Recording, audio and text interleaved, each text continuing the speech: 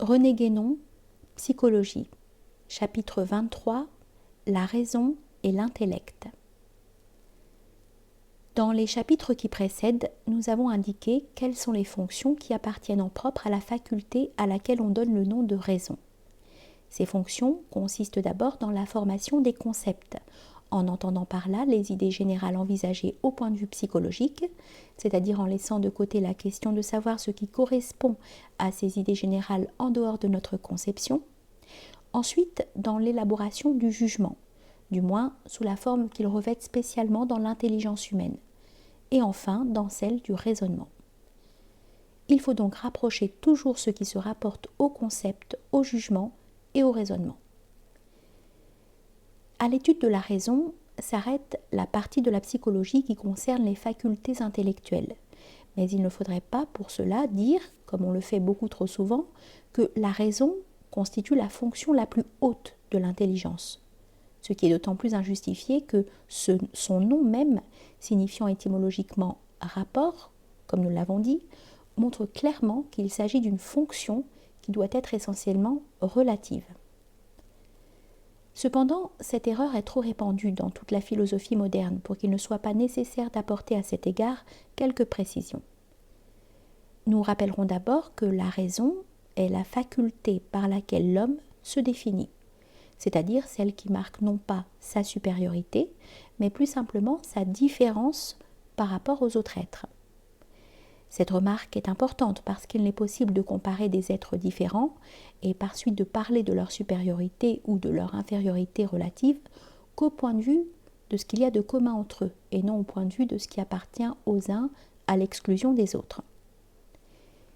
Une comparaison, pour être valable, ne peut pas porter sur les différences de nature, mais seulement sur les différences de degré dont est susceptible une même nature, commune aux êtres que l'on envisage. Le fait que la raison est proprement une différence et non une supériorité peut encore servir à montrer qu'elle ne doit pas être ce qu'il y a de plus élevé dans l'intelligence. Mais il indique en même temps ce qui a pu donner naissance à cette illusion, car il est assez naturel, sinon logique, de regarder comme une sorte de privilège ce dont on a la possession exclusive. Seulement, ce n'est là qu'un argument d'ordre sentimental, dont il n'est pas possible de tenir compte s'il va à l'encontre de la vérité. La raison, d'après ce que nous avons dit, nous permet de nous élever de la connaissance du particulier, qui nous est seule donnée par les facultés sensibles, à celle du général qui constitue l'objet de la science au sens propre de ce mot. C'est donc par la raison que nous sont connus notamment ces rapports généraux dont l'expression constitue les lois scientifiques, et on peut dire que la connaissance est proprement le domaine de la raison, tandis que la connaissance vulgaire, qui se borne à la simple constatation empirique des faits particuliers, relève à peu près exclusivement des facultés de l'ordre sensible. Mais comme nous l'avons indiqué en distinguant les différents degrés de la connaissance, au-delà de la connaissance scientifique et d'ordre rationnel, il y a la connaissance métaphysique, dont l'objet est non plus le général, mais l'universel. Or, la raison, au sens le plus propre, atteint le général, non l'universel.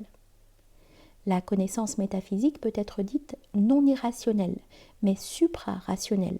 Ceci suppose qu'il y a dans l'intelligence une faculté autre que la raison, qui est ce qu'on appelle plus proprement intellect, et dont l'objet est la connaissance immédiate des principes premiers. Cette connaissance s'opère par ce qu'on peut appeler l'intuition intellectuelle, mais à la condition de bien préciser que cette intuition suprarationnelle doit être distinguée de l'intuition au sens où l'entendent certains philosophes modernes, cette dernière étant infrarationnelle, d'ordre sentimental. Nous avons ainsi distingué la raison et l'intellect dans le sens le plus précis de ces deux termes, en définissant ce qui constitue leurs objets et leurs domaines respectifs.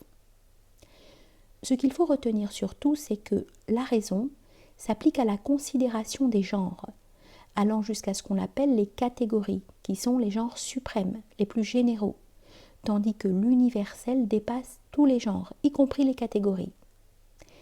Nous n'insisterons pas sur ces catégories dont Aristote a donné une énumération. Kant a voulu établir une liste des catégories qui diffèrent à certains égards de celle d'Aristote et à laquelle on peut reprocher d'être un peu arbitraire. Une étude détaillée des catégories relève plutôt de la logique que de la psychologie. Il y a seulement une remarque à faire. Kant rattache les catégories à ce qu'il appelle l'entendement et il place la raison au-dessus de l'entendement, intervertissant le sens de ces deux termes, celui qu'ils avaient toujours avant lui, car l'entendement est plus habituellement synonyme de ce qu'on appelle intellect pur.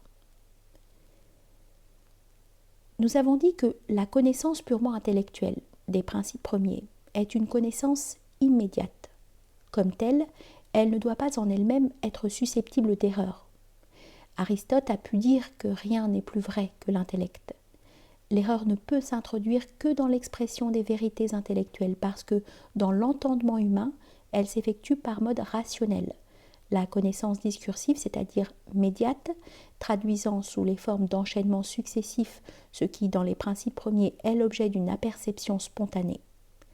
L'étude du langage permet de se rendre compte de ce mode d'opération de la raison. On pourrait se demander maintenant pourquoi nous avons dit que l'étude psychologique de l'intelligence s'arrête à la raison et pourquoi cette étude ne comprend pas l'intellect proprement dit. C'est parce que l'intellect, en raison de son caractère transcendant, ne peut pas être compris dans les phénomènes mentaux, objet par définition de la psychologie. Il échappe à l'ordre phénoménal par suite de son universalité, et d'autre part, cette universalité fait que l'intellect pur doit exister en tous les êtres, au moins virtuellement, tandis que la raison est particulière à l'homme. Entre les principes et les faits, il y a la même opposition qu'entre universel et individuel. L'intellect et ses opérations sont de l'ordre des principes, qui sont l'objet de la métaphysique exclusivement. Aussi, c'est en vue de la métaphysique et aussi de la théorie de la connaissance qu'il est important d'exiger la distinction fondamentale de raison et intellect. Pour le même motif, nous renverrons à la métaphysique et partiellement à la logique l'étude des principes de la connaissance. Les principes, en tant qu'ils sont des principes, appartiennent à l'intellect et loin de dépendre de la raison, ils conditionnent l'exercice de cette faculté.